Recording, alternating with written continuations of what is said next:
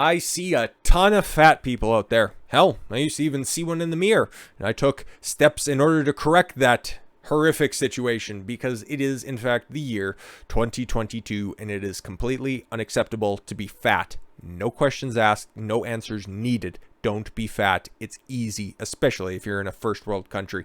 And if you're in a third world country, it's incredibly easy to not be fat. You know why that's so bad? Well, you develop an insulin resistance. And that just means basically, at a 30,000 foot view of this, you're going to die. You're going to die a lot earlier.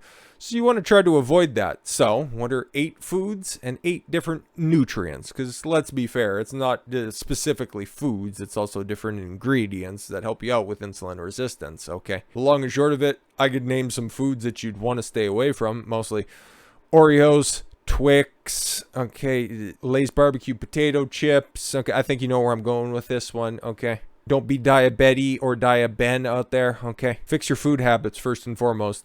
Get exercising, okay? Eat properly in general. And then, once you're on that route, okay, once you're starting to make those changes, think about trying to work these foods, different nutrients in there. Over 80 million Americans. There's only 360 million of you folks out there, and there are 80 million insulin-resistant people that can lead to diabetes. And you could be on the road to diabetes for 10 or more years without even knowing it. Here's what happens. The hormone insulin directs your cells to open up and take in glucose from the blood. With insulin resistance, your cells become desensitized to insulin. Why? Because you have these constant spikes in blood pressure, and insulin, like the rest of your body, is just tired of working so hard, hauling your fat ass around to places. So you know what? You need more insulin to open up those cells, okay? Because you keep on trying to shove food into there. You need the nutrition because we have nowhere else to put it, you fat bastard. So it needs more insulin. That's where the insulin resistance comes from. You got it? Good, since it's understood. Those with chronically high insulin levels cause rapid weight gain, premature aging, high blood pressure, heart disease, and higher cancer risks. Yes, exactly. It's bad for you. So how do you fix that? Turmeric.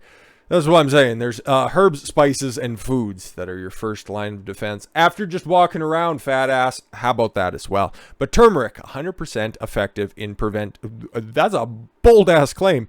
2009 study found curcumin, the active compound found in turmeric, was 500 to 100,000 times more effective than the prescription drug metformin at activating glucose uptake. I'm sure metformin probably does a bunch of other things as well, but by God, those numbers are pretty staggering. In another study of 240 pre-diabetic adults, patients were given either 250 milligrams of curcumin on a placebo every day. After 9 months, none of those taking curcumin developed diabetes, but 16.4% of the placebo group did. In other words, curcumin was 100% effective for whatever percentage of the 240 people were tested on. So not exactly the biggest group around there, but I'd imagine you just extrapolate those results out further. It's probably not always going to be 100%, but it's probably going to work out in your favor. So try to work turmeric and curcumin, the active ingredient in there. The thing that gives it's turmeric, it's nice golden appearance. That's what the curcumin does, okay? Ginger lowers fasting blood glucose by 10.5%. In randomized double-blind placebo-controlled trials, 88 diabetics were divided into 2 groups. Evenly, I wonder, is that like 43, 45, something like that? No. Every day, one group received a placebo, while the other received a kick in the ass. 3 1-gram capsules of ginger powder. All right. After 8 weeks, the ginger group reduced their fasting blood sugar by 10.5%, but the placebo group increased their fasting blood pressure by 21%. Oh, blood sugar, sorry, not pressure. In addition, insulin sensitivity increased significantly more in the ginger group. Awesome. Love to see it. What about cinnamon? Cinnamon. Less than half a teaspoon a day reduces blood sugar levels. Cool. So I got a disgusting little pick-me-up that I have in the morning and then halfway through the day, right? I think I probably referenced it. I can guarantee I've referenced this a couple of times. It's water, it's apple cider vinegar, it is turmeric, and it is cinnamon, all at the same time. I mix it up. I mix a bottle of it every Sunday, okay? And I do 2 mouthfuls a day, okay? It's not great. Doesn't sound wonderful. It's not something that I enjoy or look forward to doing.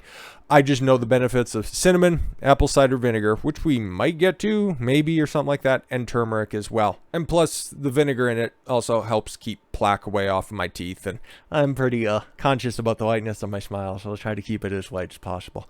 Anyways, cinnamon is one of the oldest spices and most popular spices. Yeah, cinnamon's great, okay? Like, one of my favorite. I wouldn't recommend mixing the two, but I like garlic and cinnamon, not at the same time. Ugh, God, that sounds terrible, gross.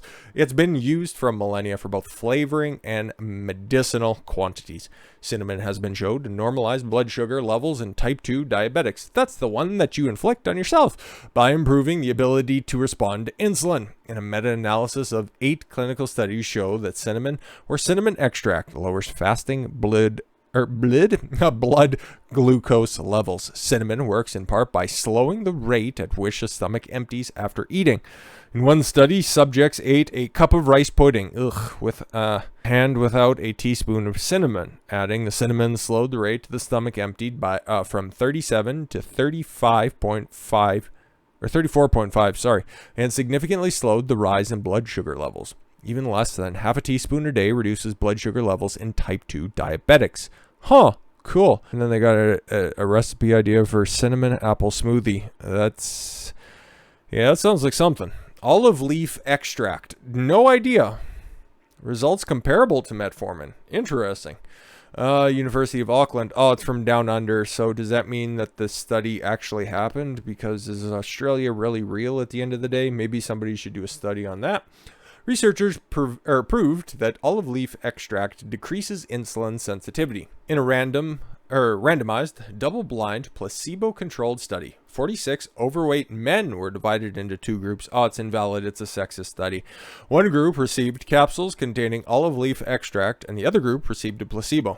After 12 weeks, olive leaf extract lowered insulin resistance by an average of 15%, and it also increased the productivity of the insulin-producing cells in the pancreas by 28%. Huh, interesting.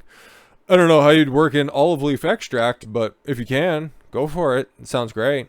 The researchers noted that supplementing with olive leaf extract gave the results comparable to common diabetic therapeutics, particularly metformin. Number 5. Whoosh.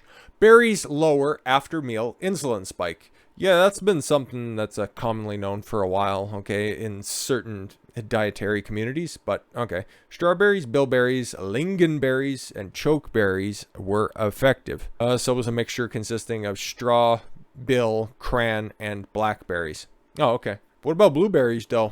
Those are the most, because I'm thinking that they're probably looking at the glycemic index, okay? Most of your berries, the ones that they have listed there, but blueberries are ones that don't really have that high of a glycemic index, okay? It's based on a 0 to 100. I think it's 0 to 100 because I know like white bread and white rice are all the way up there at like 99, but I'm pretty sure like Wonder Bread, your standard white Wonder Bread is right there at 100, okay? Like that spikes it. Whereas blueberries are, don't quote me on this, but I think somewhere around like 30 or something like that. Like they're pretty low, okay? Your melons and your berries, okay, those are the ones that you should be focusing on if you want to have fresh fruit in any sort of an abundance, okay, or with any sort of regularity, okay, melons and berries, simple as. Studies show that body needs less insulin for sugar balance after a meal if berries are also eaten. Sweet.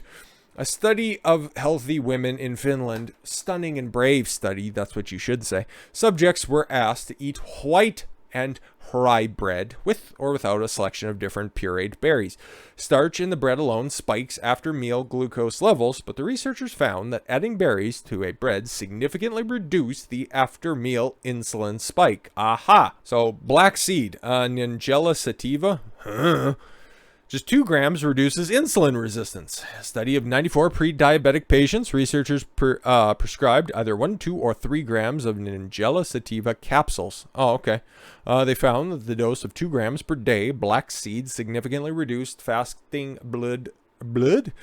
Keep saying that. Blood glucose and insulin resistance. The higher dose of 3 grams per day did not result in any additional benefits. Huh. Interesting. Spirulina increases insulin sensitivity by 225% in a randomized study of insulin-resistant patients. Researchers compared the power of spirulina to soy to control insulin levels. They assigned 17 patients to receive 19 grams of spirulina a day. Within the past decade, spirulina has become a very popular and very potent supplement, especially it's been pushed by like the Joe Rogan On It crowd, which I highly recommend. Okay, it has a wonderful number of benefits that are out there, none that immediately come to mind, but I know it's a fairly plentiful, very well researched group. So if you're interested, please do some of your own looking when it comes to that stuff, but eventually we'll get around to it, of course. But it's also very plentiful in mushrooms as well. Like I know Joe Rogan, mushrooms, DMT, and all that stuff. Have you ever tried elk meat? Whatever. But back to this stuff. So if you're looking for spirulina, you can get it naturally through certain types of mushrooms, or rather through supplementation. After 8 weeks of spirulina, the group on average increased their insulin sensitivity by 224.7%, while the soy group increased their insulin sensitivity by 60. Yeah, that's quite a bit of difference. In addition, 100% of the spirulina group improved their insulin sensitivity, while only 69 of the soy group, not nice, group improved. And last but not least, number 8, berberine. Is that like the goofy design from that yuppie store? Oh no, that's Burberry. This is berberine. Just as good as 3 different diabetic drugs. All right, big bold claims. Once again, berberine is a bitter compound found in the root of several plants, including golden seal, barberry, and Oregon grape. I would love to tell you I know anything about any 3 of those different things. I have never heard of those before, or any of those before in my life, but I can assume that Oregon grape, probably you can probably find it. It probably just has like goggles, a black mask, and completely dressed in black, and also throwing a Molotov cocktail. Just thinking out loud and constantly spewing different socialist talking points. Anyways, studies prove it's just as good as prescription diabetic drugs. Chinese researchers, yes, compared berberine to metformin in a pilot study of 36 patients. They found berberine lowered blood sugar levels just as well as metformin in those 3 months. In the same study, researchers gave berberine to 48 diabetics for 3 months. After only 1 week, berberine lowered both fasting and post-meal blood glucose levels. In addition, their insulin resistance dropped 45%. Other researchers conducted meta-analysis of 14 studies, including 1,068 participants.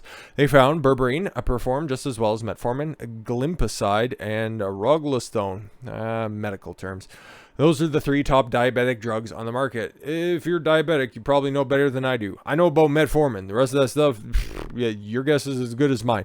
And berberine has no serious side effects, like the rest of those do. I know that, okay? Because they're big pharma drugs. They always come with a big old list of side effects. So yeah, berberine, spirulina, black seed, different berries, olive leaf extract, cinnamon, ginger, and turmeric. If, of course, you just don't want to be a big fat whale who's a diabetic out there and, just having to lose a foot in your 70s. If you'd like to forestall that fate of so many people out there, there's 8 different things that you can add to your diet in order to make sure that that's not exactly something that you're destined to end up with. You could if you just go ahead and avoid the other advice of, just live a healthy life and exercise. But those 8 different substances will definitely give you a leg up, hypothetically speaking. With all that said, thank you all very much for the gift of your time. I've been Don Consuelo. I want you to follow your gut and get after it. Take care, everyone.